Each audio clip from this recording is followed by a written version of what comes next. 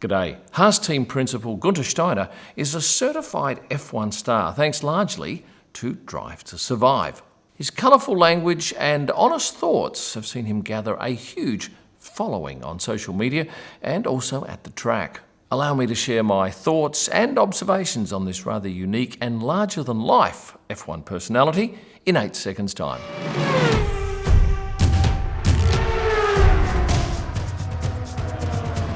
How did Guenther Steiner become so popular? Because of the 10 team principals, you'd have to think he is right up there in the top 3, if not number 1. I have no doubt this clip was the catalyst. Gene, we finished 4th and 5th here. We fucking look like rock stars, huh? And now we are a fucking bunch of wanker. That was the Australian Grand Prix, and both of his drivers had exited the race after errors made in the pits. Remember, Netflix sat on that vision for probably 11 months before it went to air. I think they had no doubt that what they were sitting on was television gold. Why? Well, it was honest. See, Netflix has carte blanche when it comes to videoing at the track. They can shoot almost anything. And they don't need the team's permission for stuff to go to air. Yes, teams could ask for it not to go to air, and even if they did, Netflix is under no obligation to cut it. So this went to air, it was honest, it was raw, and it's stuff that we're not used to seeing. And given that the audience for Formula One is largely male, that gelled. Of course, Guenther's had plenty of frustration and disappointment running Haas because they are a team at the back of the field. Personally though, he was born on the 7th of April 1965. He's married to Gertrude. Now I've met Gertrude on a number of occasions at the track, and she is a delight to talk to. I think she's a fashion designer, but she's certainly a lovely person, and I think she's probably as miffed as everybody is about the success of Guenther through the media. The pair have a daughter, Greta, and if you notice that they're all G. Steiners, Gertrude, Guenther, and Greta. Last time I saw Greta was in Miami last year when she came in with her dad. I got this lovely photo of the pair. Guenther, though, holds 2 passports, an Italian and a US passport, and he was born in the South Tyrol region, which is actually in Italy, but he speaks German, English, and Italian. He's left-handed, as you can see here. Well, that's actually not the case. He was doing a signed print collaboration with me, and most of those prints are gone, although there still are a handful left at kimillman.com if you're a Guenther fan. But I always ask whoever I'm getting to do a collaboration with to sign left and right-handed because it's a little bit out of the ordinary, and I keep those pictures. And this was Guenther's effort. I was recently with him in Las Vegas. He was at the Nobu Hotel. I stayed at the same hotel. In fact, he was staying on the same floor as me, a couple of rooms down. What I did notice was when we were doing this particular promotional activity up on the 2nd level, with the crowd below us, they were shouting his name and screaming. He was genuinely as popular as the drivers that were there for that particular event. I mentioned earlier on he's in the top 3 team principals when it comes to popularity. I think probably Toto would be number 1, and then I reckon Guenther's 2nd, followed by Christian Horner 3rd.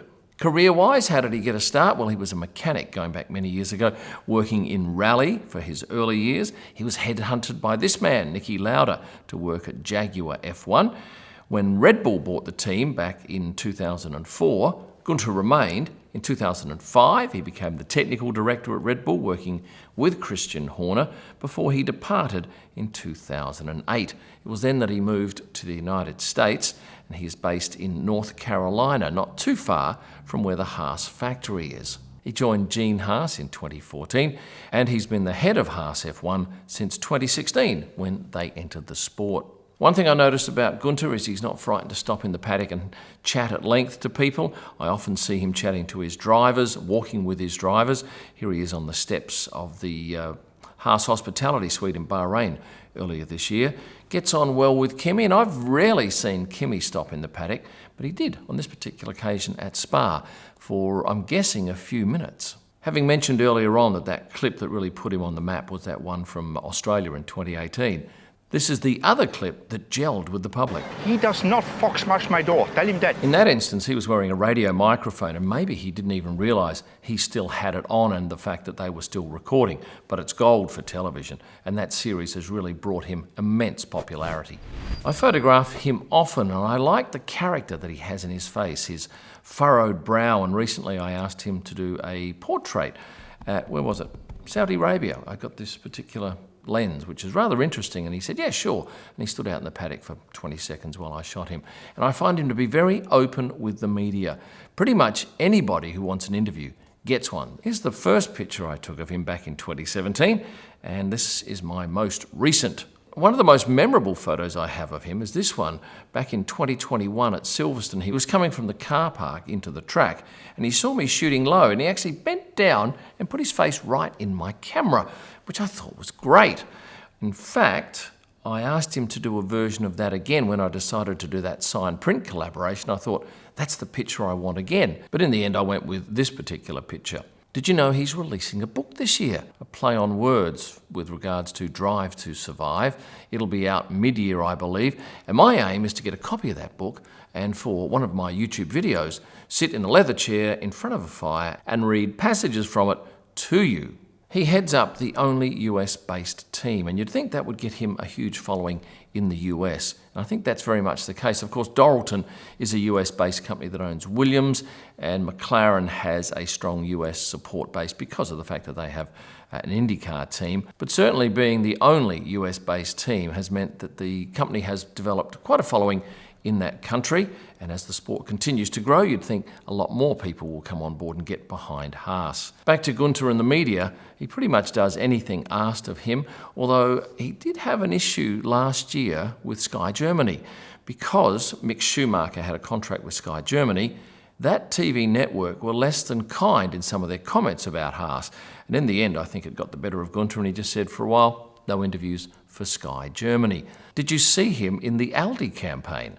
Yeah, he'll pretty much do anything for his team, and if that involves posing with a boat for an Aldi catalogue, he's up for it. But I can only say that I've only ever found him to be enthusiastic, engaging, and passionate about both the sport and his team. Is he a great team principal? Some would say yes, others would say no, but I guess you're going to get that in any business. Certainly the team would like to have more success, but their budget is so much smaller than most of the other teams. And in Formula One, that is a real drawback. So what's Guenther's future? Well, I think he's got plenty more years left in him at Haas. I think Haas love the fact that he's so popular, and that helps in gaining sponsors too. His spark, his personality, the fact that he speaks his mind and opens up to pretty much everyone in the media stands him in very good stead for a long future in Formula One. I love him, and clearly so too do many others. If you've enjoyed this video, please hit the like button, subscribe if you haven't done so, become a member. For some extras, you'll find all of my digital images at prostarpics.com for a wide range of merchandise, F1 photo books, wall art, and signed prints by Guenther Steiner and others. You'll find them at kimillman.com. And for my best images live from the track and all during the week, go to Instagram and search at Kim Illman. Thanks for watching, and stay passionate.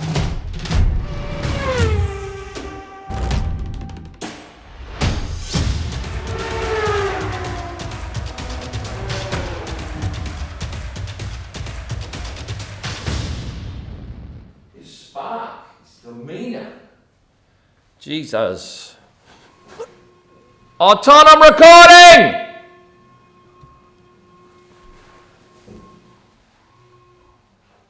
I'm recording!